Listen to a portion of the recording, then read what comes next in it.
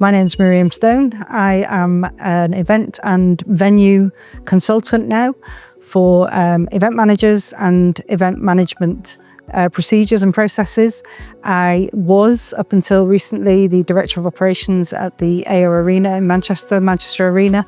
And before that, I was the duty manager on the day of the terrorist attack on the egress from the Ariana Grande concert on the 22nd of May, 2017. Everything had been quite normal. It had been a perfectly ordinary show, very expected attendance with expected young female audience there with their mums mostly, and everything had gone absolutely fine. And the moment that happened, the energy and everything changed in the room, and my immediate reaction was, I don't know what to do, and I want to go home. And that was my immediate thought, and I had to stop and take a breath and actually use that technique of counting to 10 almost, and saying, I am the person responsible and there is no choice and you can't go home. You actually have to do this. You have to pull yourself together. And there were people panicking around me, even in the control room. So the medical controller went a bit mad and was swearing a lot, and the logist stopped logging. Just did that, said I couldn't do anything. And the head of security wanted to go out and help his team, and I had to physically grab his hand and say, no, you have to stay in here. My immediate thought was it was parents waiting outside for children. That's what the biggest crowd was, and that the children were going to come out and that they would see their parents. So the immediate thing was to close off the area. And so we just kicked into, we'd done training, we'd practiced losing a door, losing an entrance or an exit, and we had to kick into that. And thankfully, everybody responded as they should have done.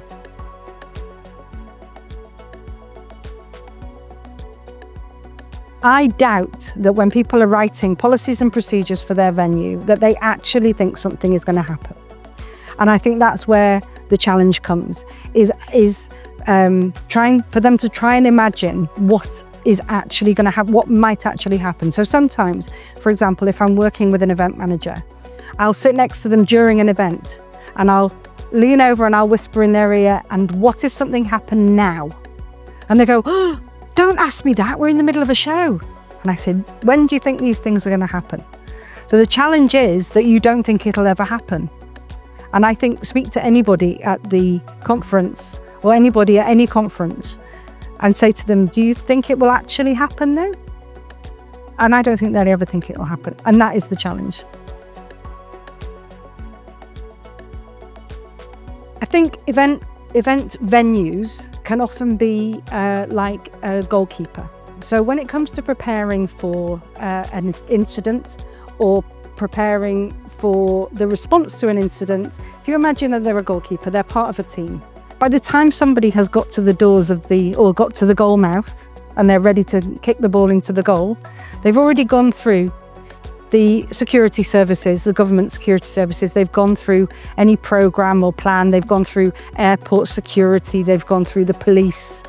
And all of these other agencies that are included or that have an element of responsibility. And by the time they get to the goal, it's just you and the goalkeeper. So the chances of the venue actually being able to stop somebody once they're there, once they're outside your venue and they have whatever tools with them that they need to carry out their attack, they're not stupid people. I know that people say, oh, they're stupid. They're not stupid. Anybody who can create a device like that without it going off while they're trying to prepare it, they're not stupid, you know? So by the time they've got to your goal mouth, it's just you and them, and you can't have stopped them from getting to there. So a lot of what you need to think about as a venue is your response. But it's really important that every pair of eyes that is outside your venue, that is part of that arrival process, be they volunteers or wayfinding staff or security or search staff, that they know what to look for. They know what does normal look like. Give them a photograph in their head of what normal looks like. And when they see something that isn't, empower them to say, this doesn't look right, something doesn't look right. Don't let them be afraid. Don't let them feel like they're silly or stupid, or they'll be annoying because, oh, I reported something yesterday. If I report something today, then they're going to think that I'm somebody who can't cope with the job, or none of that. You're always open to listening to what people say, whether that's a member of the public or a member of your staff or a member of the bar staff or a cleaner or anybody. That if they say something to you, that you take it seriously and that you understand it. So I would also say that venues need to practice, because when something goes horribly wrong, your muscle memory is what kicks in.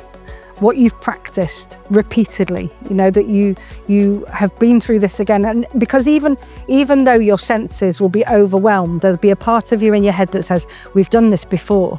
We know what to do in this situation. So as long as you've practiced, you talk about it. Don't let it be a subject that people say, I can't talk about it because it's too scary. Or I can't talk about it because, if we talk about it, maybe it'll happen and I don't want to do that. We work in an industry where we have a responsibility for the safety of the people who come to the venue. So it's vital that it is a subject of conversation for everybody all the time.